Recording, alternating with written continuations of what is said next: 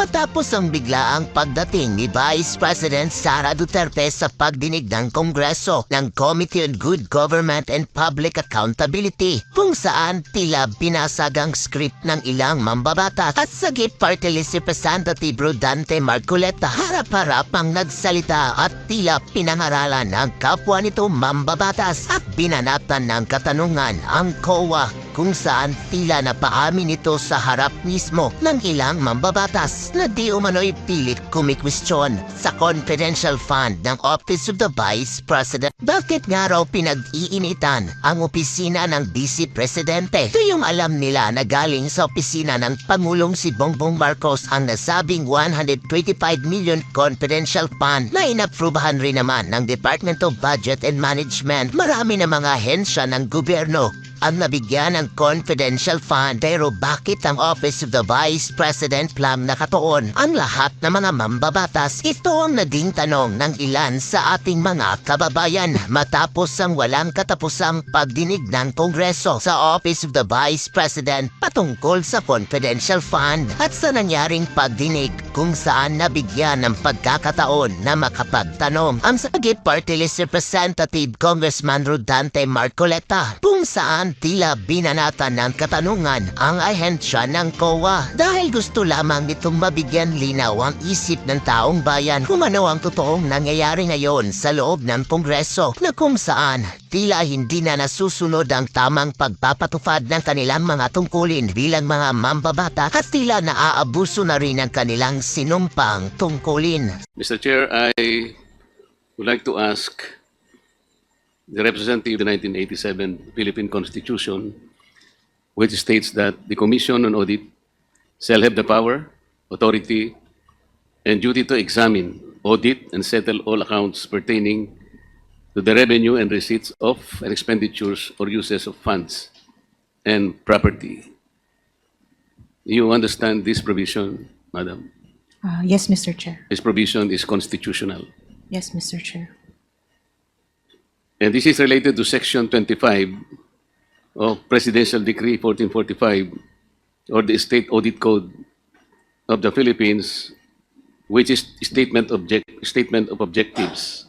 It says that in keeping with its constitutional mandate, this is in relation to the provision in Constitution I previously referred to you, the Commission adheres to the following primary objectives.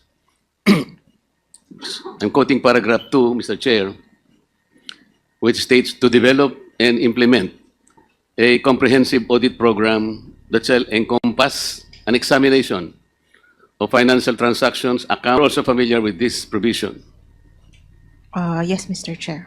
And under Section 26, with title General Jurisdiction, the authority and power of the Commission, meaning COA, shall extend to and comprehend all matters relating to auditing procedures, systems and controls, etc., etc., the examination and inspection of the books, records, and papers relating to those accounts, and the audit and settlement of the accounts of all persons respecting funds or property received or held by them in an accountable capacity, etc., etc. You're still familiar with this provision? Yes, Mr. Chair. These are all provisions which give mandate to COA in the examination, audit, and settlement of public funds. I am correct. Yes, Mr. Chair. Mr. Chair, I'd like to ask the representative from COA if the Constitution allocated this particular mandate to other agencies or offices of government other than COA. Mr. Chair, it is exclusive to the COA. It is exclusive to the COA.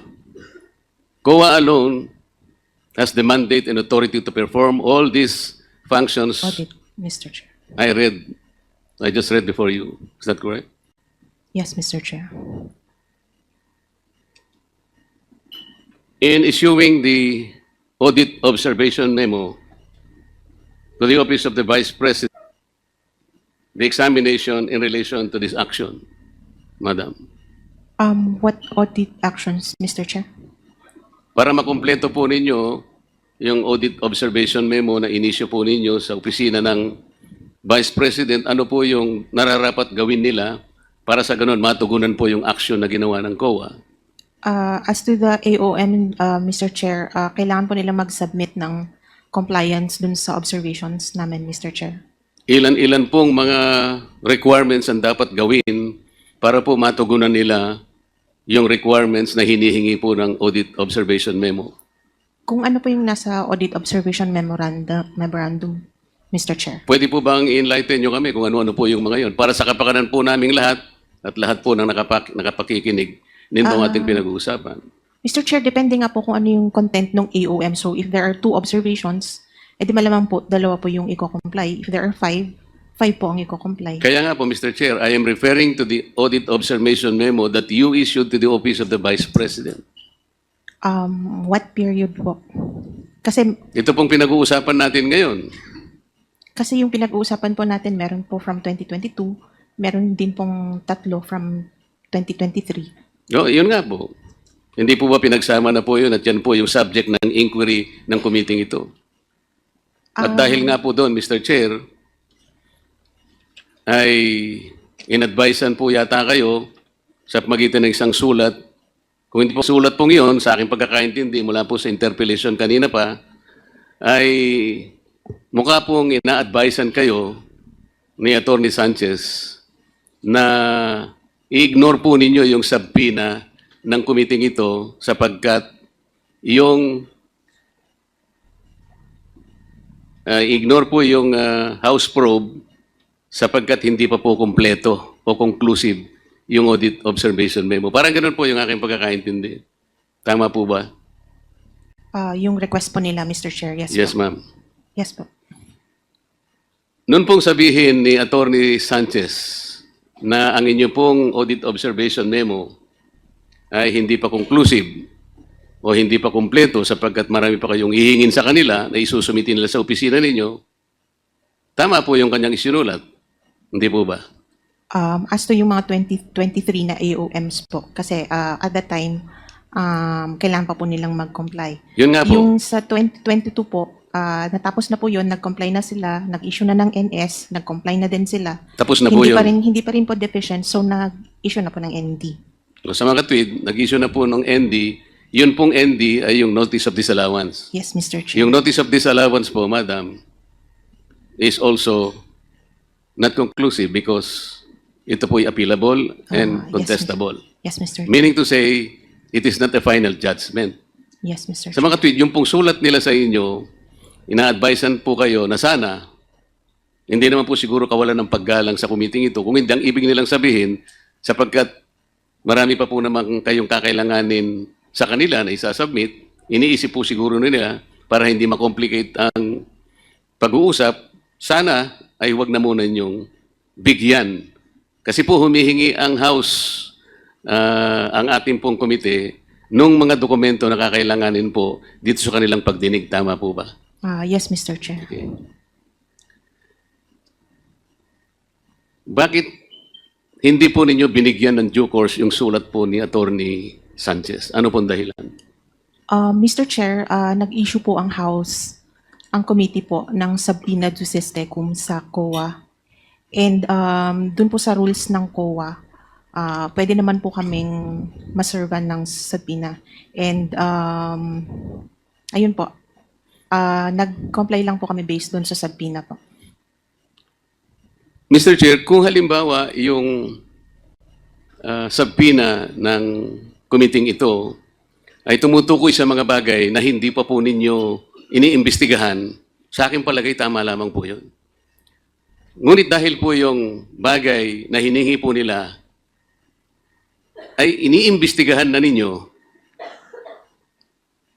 hindi ba dapat ay pumayag kayo na sana'y i-advise nyo yung ang House na, Sir, Madam, with all due respect, ay hindi muna po namin kayo mabibigyan ng inihingi po ninyo sapagkat sa ngayon po ay kami po yung kasalukuyan pong nag-iimbestiga. Hindi po ba pwede ring idahilan yon, Madam, without disrespecting the Committee on Good Government? Mr. Chair, meron naman pong nire-recognize din naman po namin yung Congress oversight, and yun nga po, we were issued subpoena, so Mr. Chair, sinasabi ko nga po yun eh. Kung sa bagay siguro na hindi pa ninyo iniimbestiga, makatwiran lang na talagang pagbigyan nyo at nasa lugar naman po. Ngunit sa ganito pong itong pag-uusap na ito, na ang involved pong subject matter, yung 2023, na inyo pong iniimbestiga, hindi po ba nyo naisip na maaari pong makompromiso ang ginagawa ninyo? Halimbawa po, hindi po ba sa mga proseso o procedures na ginagawa po ninyo, ang audit observation memo at saka notice of disallowance ay confidential po in nature? yes po. Ang mga partido sapagkat wala pang ang conclusiveness eh. Iniimbestiga pa nga lang eh. Tama po. Yes, Mr. Chair. Actually, audit lang po yung sa amin, na technically hindi po investigate. Kaya nga importante po na ma-protectional kasi ino-audit nyo lang. At alam po ninyo, yung pag-audit ay maaari pong i-contest mula sa level ng regional director, kung nasaan man nag-umpisa. Kung sakasakali pong hindi natapos doon, maski sa level ng commission proper, inaapila pa rin po. At kung sakasakali po hindi napagbigyan doon, umaabot din po yun hanggang sa kataas-taasang hukuman, hindi po ba? Kaya po pinapanatili natin confidential ang proseso. Hindi po ba nyo naisip kung sakasakali, yung pong ginagamit po ninyo sa inyong pag-audit ay ibibigay po ninyo sa Committee on Good Government, mabubuyang-yang po yung mga dokumento because of the nature of the hearing in the House of Representatives. Tama po. Tama po. Kagaya po ng nangyayari ngayon.